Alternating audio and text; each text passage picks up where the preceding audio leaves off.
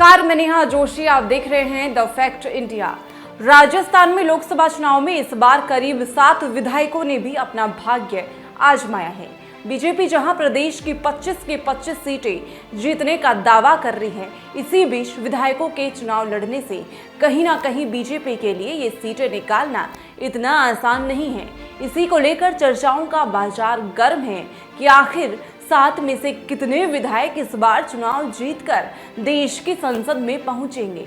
वर्तमान में कांग्रेस ने हरीश मीणा को टोंक सवाई माधोपुर से, तो ललित यादव को अलवर लोकसभा सीट, ब्रजेंद्र ओला को झुंझुनू और दौसा विधायक मुरारीलाल मीणा नागौर से, हनुमान बेनीवाल बांसवाड़ा डूंगरपुर लोकसभा क्षेत्र से, बीएपी के विधायक राजकुमार रोत बाड़मेर जैसलमेर लोकसभा सीट से, शिव विधायक और निर्दलीय प्रत्याशी रविंद्र सिंह भाटी ने बीजेपी की टेंशन बढ़ा रखी है।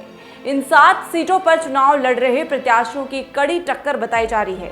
साल 2004 से लेकर 2019 तक कई विधायकों ने देश की संसद में जाने का सपना देखा था, लेकिन इन 15 में से महज 10 विधायक ही संसद पहुंच पाए थे। अब देखने वाली बात ये होगी कि 4 जून के नतीजे के बाद कौन कौन से वो विधायक होंगे जो चुनाव जीतकर देश के संसद में पहुंच पाते हैं। इन विधायकों के अपने अपने क्षेत्रीय मुद्दे भी हैं। आपको मैं बता देती हूं कि क्या क्या इनके मुद्दे बनाए हुए हैं। राजकुमार रोत ने बांसवाड़ा डूंगरपुर लोकसभा से अपना पर्चा दाखिल किया है और इस बार भारत आदिवासी पार्टी को कांग्रेस का भी समर्थन मिला है। इसके बाद भी राजकुमार रोत को भीतरघात का डर हो सकता है। भाजपा पर तंज कसने के लिए राजकुमार ने आरक्षण को भी अपना मुद्दा बनाया था, लेकिन अब देखना ये होगा कि वहां की जनता किस पर भरोसा कर पाती है। दूसरी तरफ रविंद्र सिंह भाटी बाड़मेर जैसलमेर से लाठा रैया का स्लोगन बनाकर आगे बढ़ते हुए नजर आए।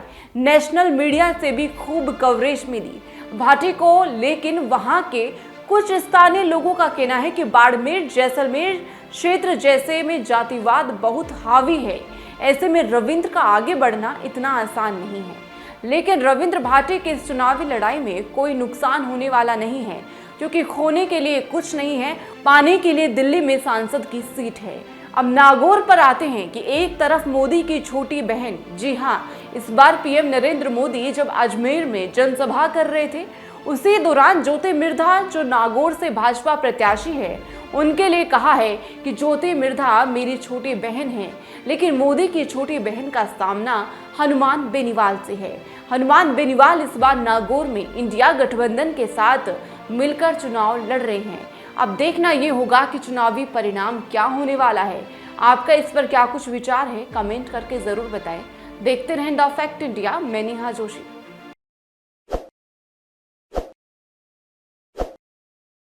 ताज़ा खबरों के लिए विजिट करें द फैक्ट इंडिया की वेबसाइट और डाउनलोड करें द फैक्ट इंडिया ऐप।